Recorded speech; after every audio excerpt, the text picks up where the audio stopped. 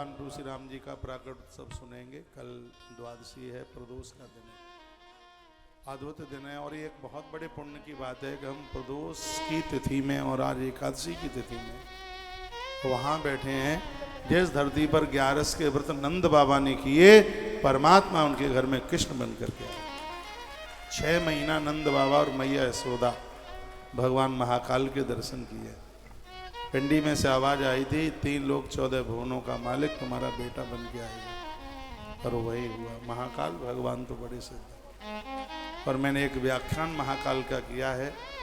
काल माने होता है समय, जो समय की चाल बदल दे वही तो महाकाल है। जो उल्टे दिनों को भी सीधा कर देता है वह महाकाल। गलत समय का भगत के ऊपर कोई असर नहीं पड़ता, यह महाकाल की कृपा है। उनके दरबार में, उनके चरणों में आप बैठे हैं। यहाँ जो मनोती मांग लोगे वही पूरी हो जाएगी, इसलिए अच्छी मांगना, कंकड़ पत्थरी मत मांग लेना। कुछ ऐसा मांगना जिसे मांगने के बाद फिर और कुछ दूसरा मांगने की जरूरत ही नहीं पड़ेगी। बड़ा अच्छा लग रहा है, आपकी संख्या ठीक ही लग रही है, बढ़िया है।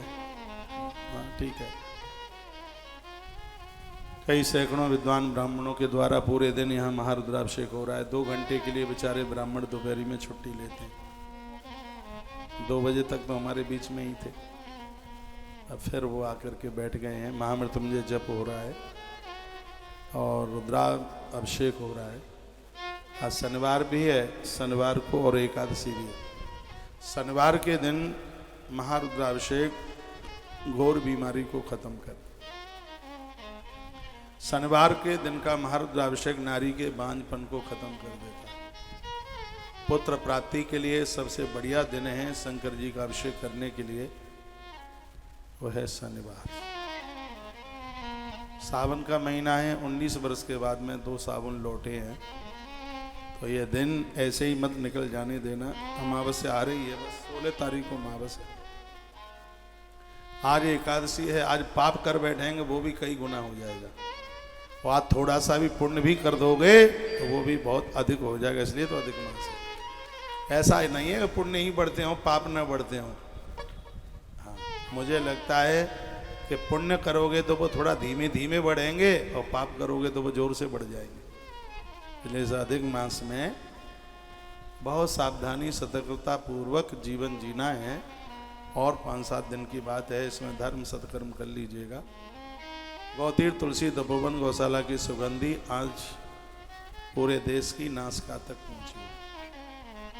और आज यह हिंदुस्तान की पहली व्यासपीठ बन गई है जिसको 4था वर्ष चल रहा है। एक दिन के लिए भी अनुपस्थित नहीं हुई कथा, एक दिन के लिए भी विराम नहीं है। टीवी पर कितना बड़ी होल्डिंग आप देख रहे हैं जिस पर लिखा है कि विश्व का प्रथम 1 लाख गौवंश हेतु आश्रय गौतीर्थ, मत बोलिए, गौतीर्थ तुलसी तपोवन गौशाला। और बहुत जल्द ही कैंसर हॉस्पिटल बनने के लिए जा रहा है। बड़ा काम है, काम बड़ा है। माता आप क्यों खड़े हो गए हैं? आप बैठ जाइए, प्रार्थना है मेरी, अभी मेरी बात चल रही। माता जी बैठ जाए, पीछे मैया आप खड़ी हैं, आप भी बैठ जाओ, वहीं बैठ जाओ।